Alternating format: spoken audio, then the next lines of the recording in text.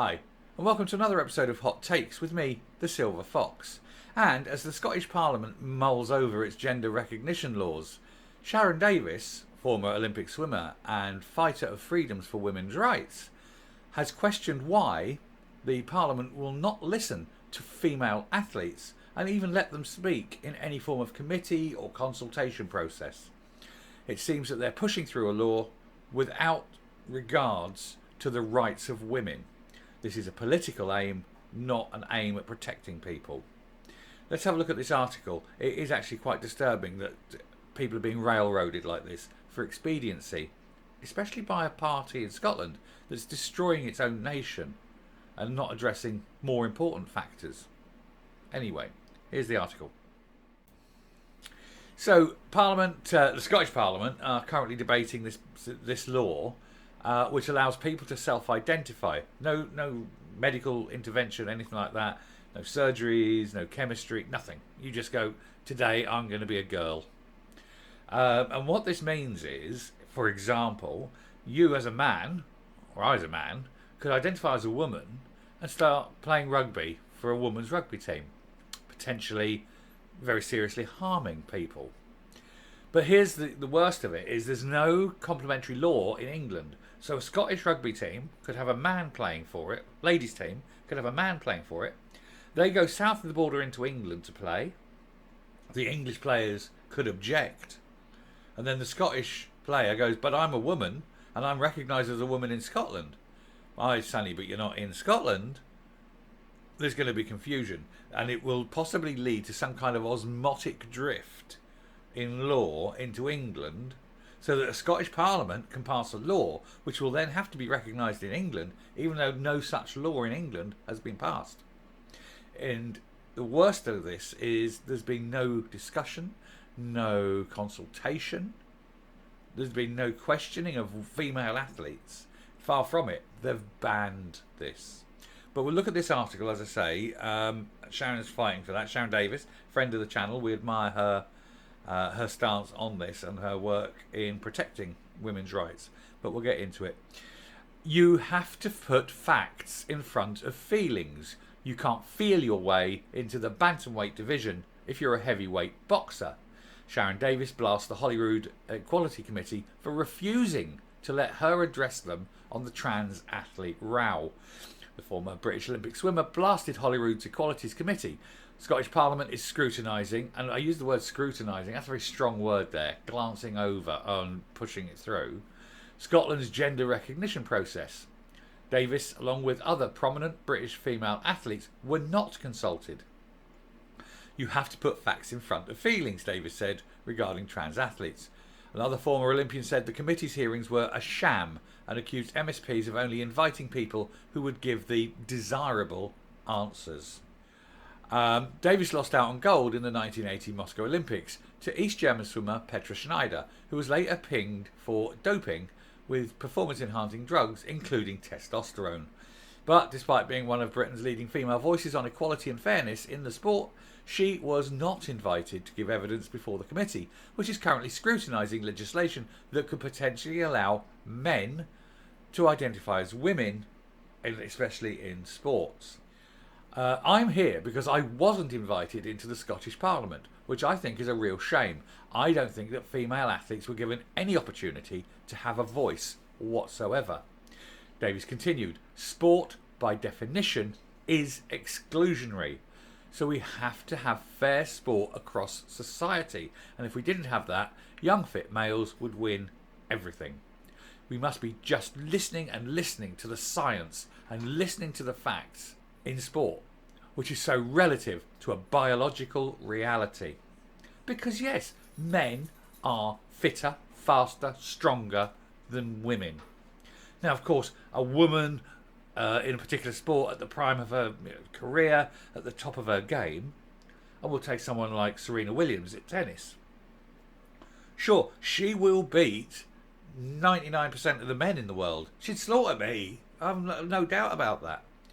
But you look at the top 1,000 men in the world, I don't think she'd beat the top 1,000 men. Because you've got to look at the speed at which a man serves. 20 miles an hour faster. You've got to look at the power at which the returns come back.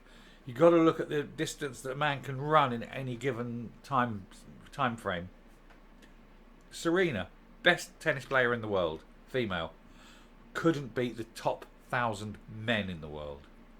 It's a biological reality. The committee took evidence last month on the proposal's impact on sport, hearing from Sport Scotland and Leap Sport Scotland.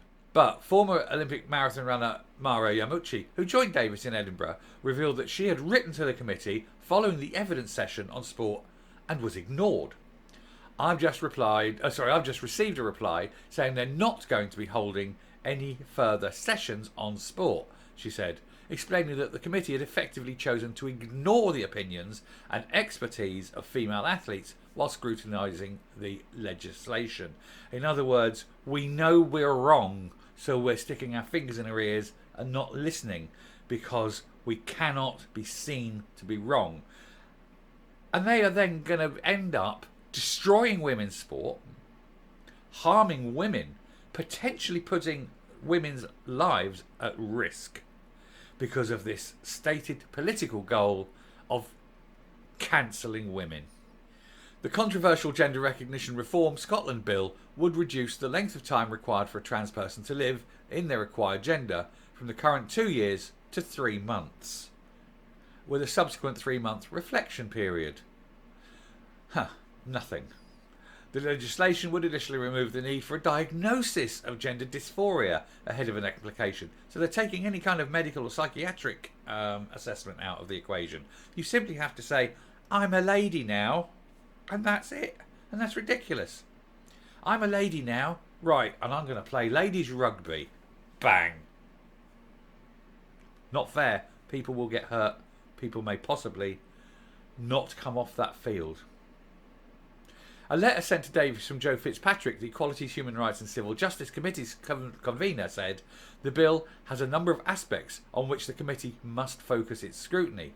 You will appreciate that sport is just one of those aspects, he wrote, adding that the broader issue of trans inclusion in sport goes far beyond the committee's scrutiny for the specific provisions of the bill. Well, it shouldn't. The sports aspect should be at the heart, because ultimately that's where women are going to get physically harmed. Following consideration of the issue at the committee's meeting last week, it made a collective decision not to hold a further evidence session with elite female athletes. Fingers in ears. Don't want to know, don't care. We don't care about women. We don't care that women are going to get hurt. We don't care about women's sport. We just want to see men win all the women's events because women are unimportant. Women can be cancelled. Davies told the conference in Edinburgh on Thursday of her experience while competing in the Olympics, where she faced competitors from East Germany. For me, this is a passion that comes from competing for a decade against East Germans, she said. Young East Germans girls were put through male puberty, which is a horrendous thing. She added, at the Olympics, I won my silver medal, being one of only 2 people outside the Eastern Bloc that won medals. They took 90% of the women's medals and only 5% of the men's. Ms Davies added, if we enable males to be in female sports, you're excluding females from their own category of sport. Sport is exclusionary by nature, and the whole reason you have under 10s is so that the under 10s can race and the 12-year-olds don't go in there and win. Quite right. Yamuchi, meanwhile, said she felt sport was inclusive until gender identity ideology arrived. If categories didn't exist, the only people who would get a look in would be adult, able-bodied males, since they are the group who have the greatest physical abilities. We can all see with our own eyes what gender ideology has done to women's sport, and I hope that political leaders will put a stop to it now, because a lot of damage has already been done. And it has, and it will continue to do so. I'm going to come up and round this off. So, ladies of Scotland, the ball's in your court. The SNP are not going to protect you. They are fixed on their course of cancellation of women. Now, it doesn't matter how good you are at your sport.